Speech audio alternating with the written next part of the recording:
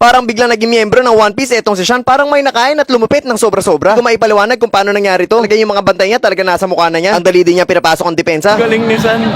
Bigla sa nag-level up. Sobrang lala ng ginawa ni Shan dito sa laban na to. Kada tira nga niya, ito itsura ko. Nanlalaki talaga yung mata ni Coach Mark. Tapos maya-maya bigla namang lilipad. Bibitaw na napakalupit na crossover sabay step back. Di maawat ang outside shooting. Talagang parang biglang naging miyembro ng One Piece. Ito pa ang isa, nasa mukha ng kamay ng bantay, wala pa rin talaga. Wala na talaga ako masabi. So nagiging quality minutes na siya, nagiging quality player na siya, overall, offense at depensa. Pero lahat yun because nagbago yung mentality niya, yung mindset niya. So maasahan na rin talaga sa mga ganitong klaseng laro. Dati medyo, alam mo yung pag pinasok mo, medyo mag-aalangan ka. Alam mo pwedeng mas malaking chance sa mag-error. Pero ngayon, sobrang laki na pinagbago ng laro ni Shan. Tuloy-tuloy pa rin talaga nagagawa niya ang assignment niya. Late lang siya ng konti dito pero naka-challenge pa rin. Ilan kung bakit sumablay ang bantay niya. Grabing depensa at talagang hindi makawala sa kanya ang binabantayan niya. Ito isang napakalinis sa sundot na naman ang gagawin niya. Ito nga bolang-bola pero tumawag ng foul ang kalaban. Pero still good job pa rin kay Shan dahil napakaganda ng presence of mind niya. Ito nga sa message ako na bolang-bola. Magaling na rin siya bumasa ng bantay niya. Ito nga makikita natin na nakatingin sa bola yung bantay niya at nalingat siya ng konti kay Shan. Maganda man tinake advantage ng bata natin. Ang bilis ng cut na yun kaya open na open yung layup. Ang higpit ng depensa niya dito pero medyo foul para sa akin kasi nakakapit siya. I-develop pa namin yan. Pero effort-wise ay talaga malaki na ang pinagbago. Isang napakagandang cut na naman papunta sa ilalim. Ayun, open na layup na naman. Dito na tuluyan nagparamdam etong si Shan pagdating sa opensa. Ito nga sa inyo, parang biglang naging miyembro ng One Piece. Kanina puro depensa, ngayon ay bibira na siya sa opensa. Tignan nyo naman yung hirap ng tira nito. Ganda ng jump shot at talagang yung kamay ng bantay niya ay nasa mukha niya. Pero hindi naging problema yun dahil swak na swak ang tira netong si Shan. Kaya ito naman, next possession, talaga nag-iinit na siya. Kanina outside shooting, ngayon naman ay aatakihin niya. Iwan ng bantay at tatapusin ng napakagandang floater. Galing ni San. Bigla sa nag-level up. Yan nga yung napansin ko, ano bang nakain na itong batang to? At talaga nag-iinit etong si Shan, ito ang gagawin niya sa kasunod. Tumira na class. Once again, 2 points. Medyo hindi normal tong nakikita ko sa kanya. Ayun ang pull up na to. Nakakagulat dahil hindi naman natin nakilala si Shan sa ganyang klaseng range. Pero kung titignan mo maigi, walang kahirap-hirap ang pull up na yun sa kanya. Kaya wala na talaga ako nasabi at naging ganito na lang ang reaction ko. San.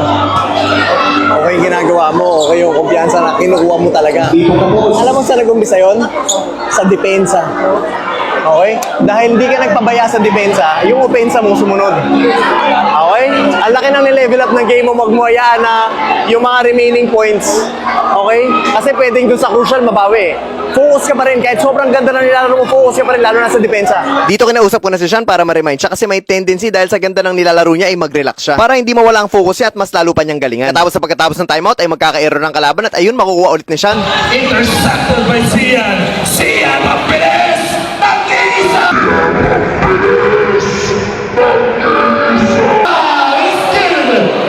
Pagkatapos ng layup na yun, tignan niyo ang next na gagawin niya. Yaman. Shan, sorry. Intercepted by Shan. Shan! Sayang.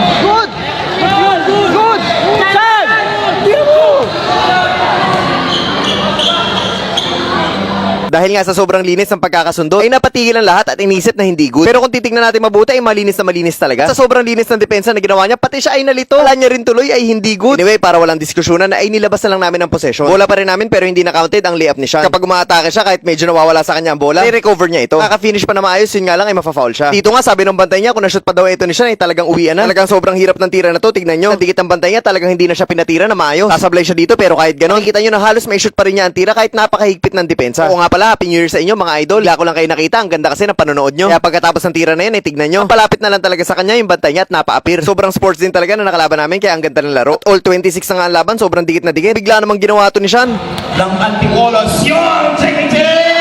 Sabi ko sa inyo, kakaibang siya na mapapanood nyo. Sobrang taas ng level of difficulty ng tira na to. Tingnan nyo naman, dikit na dikit ang bantay. Pero napakataas talaga ng jump shot niya. At nakakagulat na bigla siyang sumobrang galing dito sa second half. Kaya ito na naman ako, speechless na naman. Wala ka na masasabi sa mga ganong klaseng moment. Kung akala mong tapos na, ito pa mas nakakagulat. Sean ang bola. Sean against Manasigan, pull up jumper. Sean, 2 points. Ginawa na niya ang pinakamahirap na tira sa lahat. Napakaganda na sabay ng depensa. Dikit na dikit, wala talagang space at napakalinis. Kung ako yung nasa side ng depensa na yan, alam ko 99% sasablay ang tira. Kaya naman nung na-shoot niya siya ng tira niya, talagang nagulat lahat ng tao. Minsan lang maging ganyan itsura ko, ibig sabihin malala talaga. At dahil sa pinag-aagawa na ito ni Shan, ay naipanalo namin ng laban. Grabe na talaga, in-improve ng bata na to. Mas papalakihin pa natin yan ngayong 2025. Happy New Year nga pala sa inyong lahat. Sa mga gusto nga pala mag-invite sa amin sa isang Dayo series, ay i-message nyo tong number na to at iset na natin yan. Dahil malay nyo sa lugar nyo na mga kami next na dumayo. Kahit ano pang hinihintay nyo guys, message lang at magkita kita tayo sa susunod na video.